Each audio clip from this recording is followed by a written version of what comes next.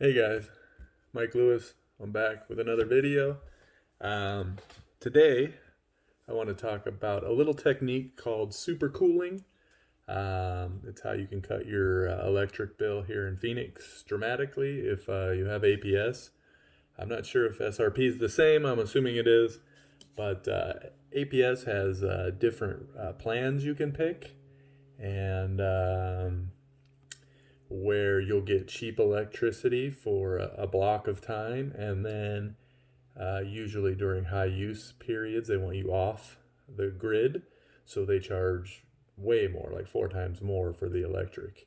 So there's a technique which a lot of people in Phoenix have been doing for several years now. It's called supercooling, and what it is well, let me explain how I did it. I picked a plan from APS where I get cheaper electric from 8 p.m. all the way through the night to the next day till 3 p.m. So from 3 p.m. to 8 p.m., my bill is really expensive to use. That's peak hours. You want to use your electric in off peak hours.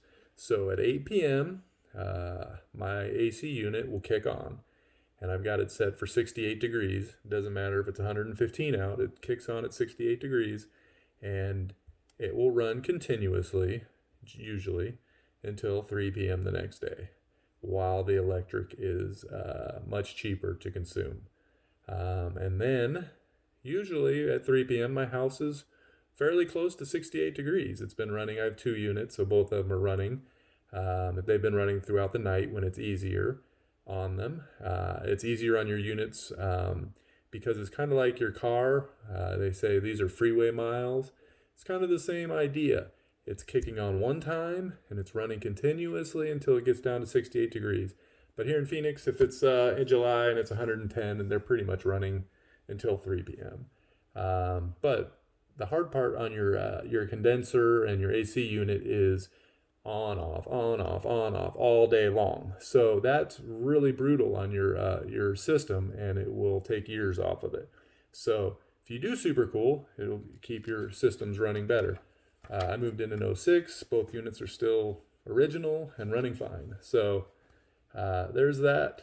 But anyway, I started saving over $100 a month when I switched to supercooling and started changing where I would go to 68 degrees right at 8 p.m. They would both kick on. Um, and it's way nicer to sleep. You know, you've got the ACs blasting, and your house is much cooler. And I don't know about you, I sleep better if it's nice and cool in my room. So I know a lot of people are trying to save money and they leave it on 80 all the time or something. It's just too warm for me anyway. Maybe that's okay with you, but something to think about. Um, um, let's go over some reasons why supercooling's not working for you. I get a lot of people I tell about supercooling, and then they tell me a month later, "Hey, Mike, it just wasn't working for me. My house got too hot." And that happens. Sometimes at 3 p.m., it's 115 degrees out. My house is whatever, 70 degrees. The units kick off, and slowly you'll see your house heat up. And by 8 o'clock, sometimes it's like 80 degrees in my house or 82 degrees.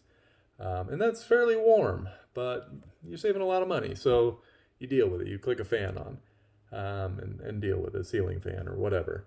But a lot of people will say, well, Mike, I tried it. It didn't work for me. It got too hot in my house too quickly, or their house doesn't cool off enough. And I just want to go over a few reasons why that's probably happening. A lot of people don't want to click it to 68. They think, oh, I'll just put it on 74 and I'll even save more money, or 75 and save more money. You've got to get it to 68, or at least under 70. You want the inside of your house, everything to absorb that cool air. The desk, your beds, your dressers, everything needs to absorb and get cool, because that's what keeps your house nice and cool throughout the day, because it takes a long time to heat all that back up. There's a concept called thermal mass. You want heavy things in your house, and you want to get them cool. Big, humongous fish tanks are awesome for that. Tile your floors. That's better than carpet. You see people that put tile on their walls and stuff. Any of that thing that's going to absorb a lot of cool is ideal. You want that in your life. I would say if your house is heating up too quick, have an audit done on your house. Call an insulator and say, hey, can you come do an audit on my house? It's heating up too quick.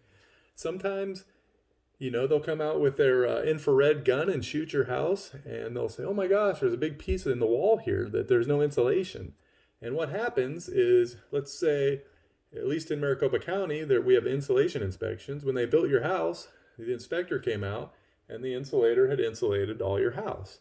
And you get checked off. It says, okay, hey, this is great. The house looks perfect. You can hang the drywall. Well, let's say that night a little windstorm comes through and blows a piece away. Well, that drywaller, maybe he's a jerk. He doesn't say a word. He's there to get paid. He goes and he hangs the drywall over a spot on the wall where there's no insulation. You don't know. No one ever knows unless you do that audit.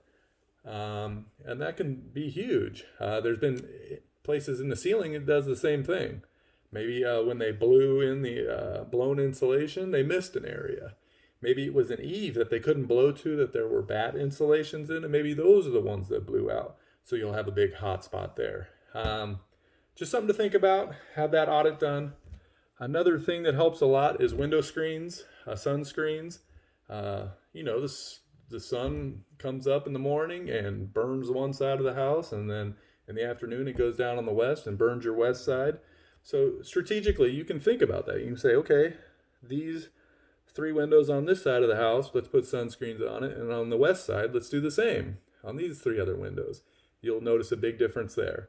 One of the number one things you can do is get a shade tree. I know that's not it's like an instant thing. You can just say, hey, we have a shade tree. They might take a few years to grow.